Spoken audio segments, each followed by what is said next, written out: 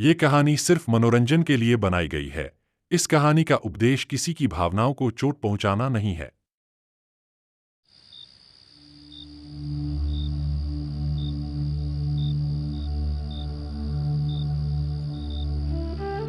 भानगढ़ एक छोटा सा गांव, चारों तरफ घने जंगल, बीच में पुरानी कच्ची गलियां और दूर एक टूटा फूटा किला जिसे लोग काली हवेली कहते थे।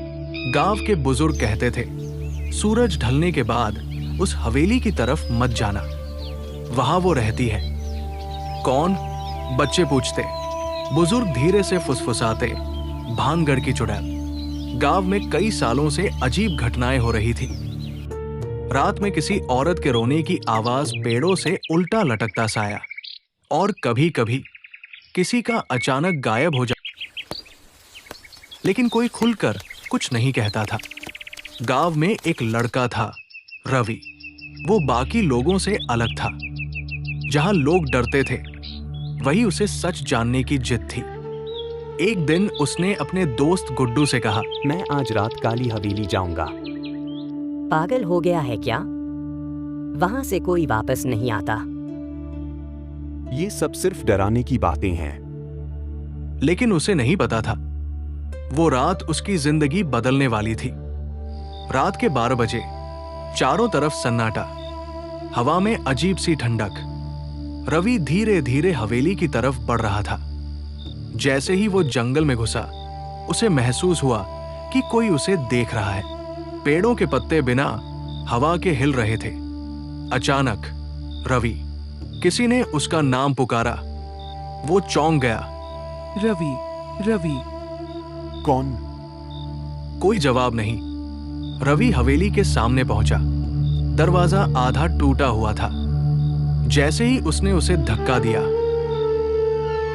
दरवाजा अपने आप खुल गया। अंदर अंधेरा और सड़ी हुई बदबू, दीवारों पर पुराने खून जैसे निशान। रवि अंदर गया ही था कि ऊपर से कुछ गिरा।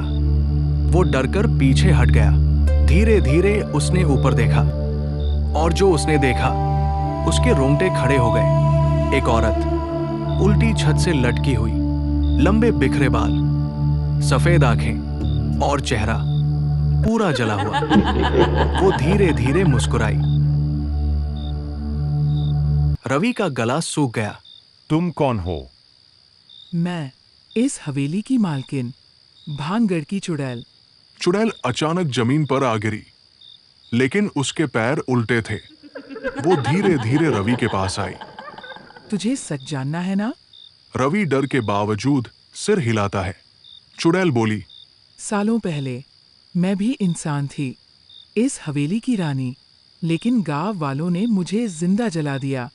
उन्होंने मुझे चुड़ैल कहा, और अब मैं हर साल एक जान लेती हूं। और इस साल तू। रवि भागने लगा, लेकिन दरवाजा अपने आप बंद हो गया। चुड़ैल हवा में उड़ते हुए उसके सामने आ गई। यहां से कोई नहीं जाता। अचानक हवेली में चारों तरफ आवाजें गूंजने लगी। बचाओ, बचाओ। ये उन लोगों की आत्माएं थी जो पहले मारे गए थे। तभी एक धीमी आवाज आई, रवि, डर मत। रवि ने इधर उधर देखा। एक बूढ़ी औरत की आत्मा सामने आई। अगर तुझे बचना है तो सच उजागर करना होगा, उसकी मौत का असली कारण। बहुत समय पहले की बात है। वीरान पहाड़ियों के बीच बसा था एक भव्य नगर, भानगढ़।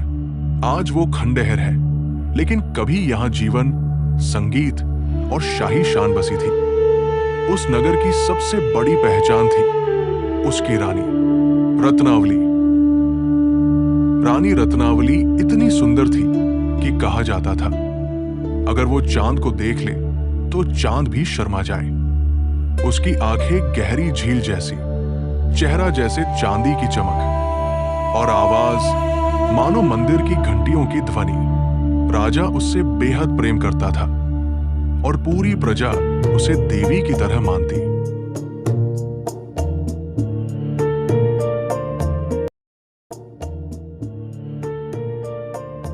लेकिन हर सुंदर चीज पर बुरी नजर भी पड़ती है। भानगढ़ में एक काला तांत्रिक रहता था, सिंहिया। वो तंत्र मंत्र में बहुत शक्तिशाली था, लेकिन उसका मन काला था। एक दिन उसने पहली बार रानी को देखा और उसी पल वो पागल हो गया। ये रानी सिर्फ मेरी होगी।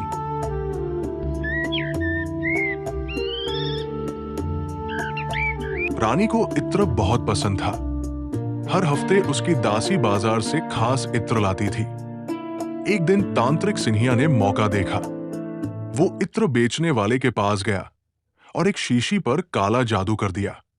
उसने मंत्र पढ़ते हुए कहा, जो भी इस इत्र को लगाएगा वो मुझसे प्रेम करने लगे। जब दासी वो इत्र लेकर महल पहुंची तो रानी ने जैसे ही उसे हाथ में लिया, उसे कुछ अजीब महसूस हुआ। इसमें कुछ गलत है। उसने कहा, रानी सिर्फ सुंदर ही नहीं, बुद्धिमान भी थी। उसने तुरंत वो इत्र एक पत्थर पर फेंक दिया। जैसे ही इत्र पत्थर पर गिरा, वो पत्थर अचानक हिलने लगा और लुढ़कते लुढ़कते सीधे तांत्रिक सिंहिया की ओर बढ़ा। सिंहिया डर गया। नहीं, ये कैसे? पत्थर उसके ऊपर गिर पड़ा। मरते मरते उसने आखिरी श्राप दिया, भानगढ़ बर्बाद हो जाएगा। और तू, रानी, मरकर भी शांति नहीं पाएगी। तू चुड़ैल बनेगी। कुछ ही दिनों बाद भानगढ़ में अजीब घटनाएं होने लगी। रात में चीखे लोगों का पागल हो जाना, अचानक मौतें, फिर एक दिन दुश्मनों ने भानगढ़ पर हमला कर दिया। पूरा नगर जल गया, राजा मारा गया और रानी आखिरी बार महल की छत पर खड़ी थी। रानी ने चारों तरफ जलते हुए नगर को देखा। उसकी आंखों में आंसू थे। ये सब मेरी वजह से हुआ। तभी उसे तांत्रिक का श्राप याद आया। वो समझ गई अब उसका अंत तय है। लेकिन मरने से पहले उसने भी एक वचन लिया। अगर मुझे शांति नहीं मिलेगी तो मैं भी इस नगर को कभी शांति नहीं दूंगी। रानी ने आग में छलांग लगा दी, लेकिन उसकी आत्मा मुक्त नहीं हुई। वो उसी खंडहर में भटकती रह गई। धीरे धीरे उसका रूप बदल गया। आंखें लाल हो गई, बाल बिखर गए, आवाज डरावनी हो गई और वो बन गई भानगढ़ की रानी चुड़ैल। कहते हैं आज भी भानगढ़ के खंडहरों में रात के समय एक औरत की आवाज सुनाई देती है, कभी हंसी, कभी रोना।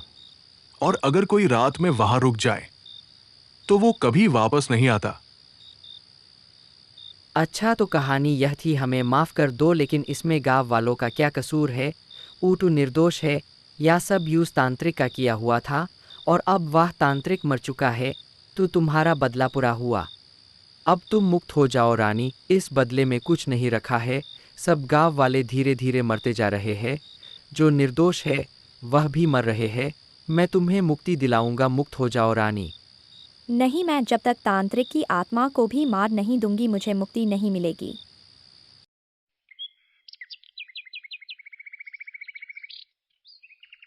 एक साधु भानगढ़ पहुंचा। लोगों ने उसे रोका, मत जाओ वहां चुड़ैल है। साधु मुस्कुराया।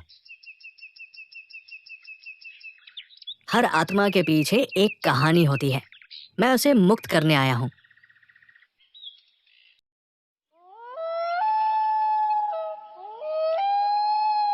रात के समय साधु महल के अंदर बैठकर मंत्र जाप करने लगा। अचानक तेज हवा चलने लगी, दिए बुझ गए और एक डरावनी आवाज गूंजी। कौन है जो मुझे पुकार रहा है? रानी रत्नावली, मैं तुम्हें मुक्ति देने आया हूं।